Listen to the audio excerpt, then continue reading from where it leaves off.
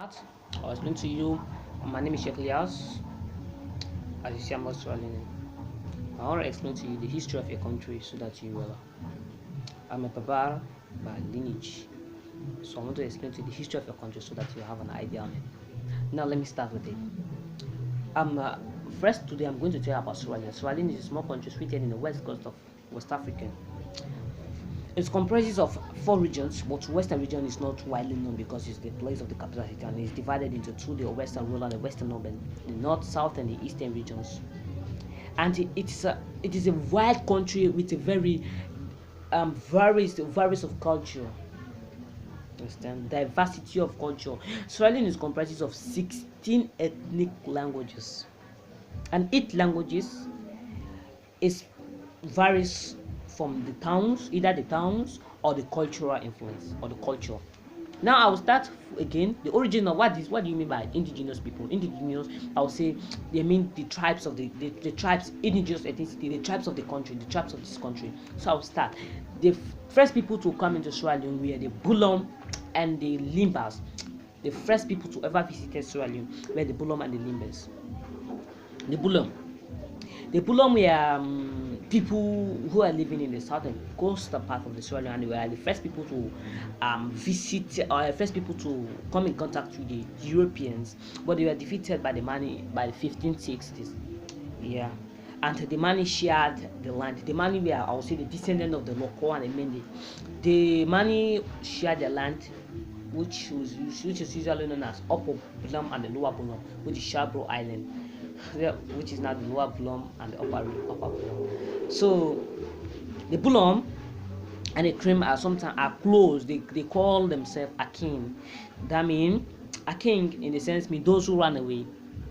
I feel see those who run away. That's what the Bulom called the Cream. Now I'll come to the Mende. The Mende were descendants of the Mani invasion. They came into Sierra Leone by the 1560s, as I say. They came somehow came as a farmer, some came as a hunter, some came as a warrior. So they came the first settle in Grand Cape County, with Lofa County and Liberia. So they came led by a very powerful Queen Masherico. Queen Masherico was very powerful. It was a very powerful woman. So he came, but what made them to be very victorious is that the Mende, the Mani, we are having some people called the Zombas. The Zombas, I mean, that leads like the Bulom to they were afraid. They were afraid of the Zombas. So that leads to many defeated, and the Mani defeated some of the coastal people due to their own mind because they were afraid of the Zombas. They will send to your white cloth. If you accept a white cloth, that means you have accepted peace. Not only peace, but they will impose their rule, their power on you.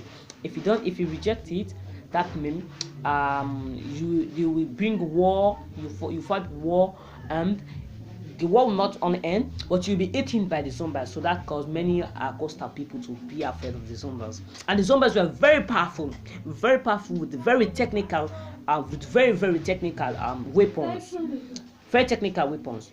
So the Mende came and settled in the southern part of and southeastern part of the Sierra Leone. The Mende is divided into Kwa Mende, Ko Mende, and the and the Silver Mende. And when they came, they sent the local, their allies to the northern region of Sierra Leone to go there and invade, so that they will have a very comfortable place to live. So they went there. So, but the Mani, remember the Mani, as I say, the Mani were victorious, but not always victorious. When they went to the northern part of the country, they were defeated by the Soso. You know what? The Soso did to them? The Soso called, invited them in a meeting and poisoned some of the foods. Whereas many people, I'll say the most important people eat the food. And that caused the death of the greatest Queen Masherico's sons. They died in the war. So most of them died. So what they also do in return, they went to the full land and they came with a very powerful weapons and come and defeated the local. The Mende called the local Akina. Akina in a sense means a close relatives. Yeah. Now I will come to the Mading. I'll come to the Timini. The Timini, who are believed to be from Futa Jallo. Futa Jallo mean Guinea. They are believed to be from Guinea, and they came to Sierra Leone in the 15th century. They came to Sierra Leone. When they came, they established a commercial empire. But in the 1560s again, a very powerful mining warrior, Famatami, went to the Timini and organized them. If you see, the Timini is divided into parts, like how I say the Mende is divided into parts, like they have the Kom Mende, Sowa Mende, and the Wanjama Mende. The Timini again are divided into parts. They have the Kolifa Timini, Koniki Timini, Koya Timini, and Sanda Timini, and Uni Timini. So you see, I will go further. I will go further to the Limbas. The Limbas again, as I first stated, that the Limbas in the Lokoria were originally the inhabitants of this country. The Limbas, they have, I'll say, no proofs. They have no origins except Sierra, but they are believed to be the descendants of the Iron Age workers who have come to Sierra since the Iron Age. I think they have studied about that in the further history. Since the Iron Age, they came into Sierra Leone and they settled into Sierra Leone. They lived in the northern parts of the country, which is situated in the north, which is not that they have studied about the Warara Mountains. So the Limba lives there. But the Limba too are subdivided into groups.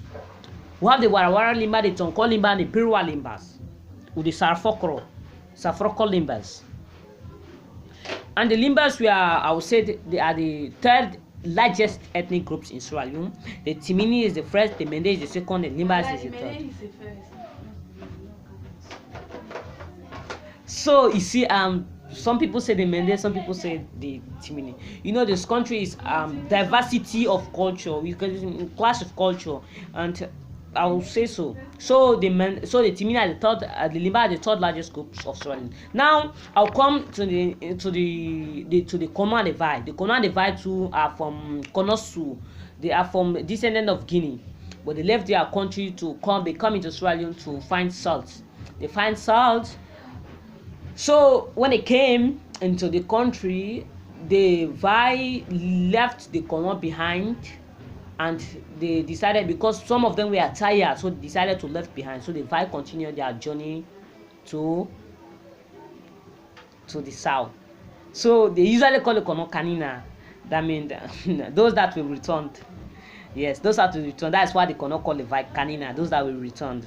So you see, so they came, they settled there. The Kono too is a very wide, I would say, the fourth largest group in Sierra Leone, the fourth largest, and they are primarily settled in the Kono district. If you have studied the geographical map of Sierra Leone. Now we'll come to the Soso and the Yalonka. The Soso and the Yalonka too are from Guinea. They came into Sierra Leone into the 17th century. The Yalonka and the Soso, listing their akin, they are close. The Yalonka and the Soso came into Sierra Leone. Mostly the Yalonka came into Sierra Leone in the 16th century when they had the war with the Fula, Jalonka.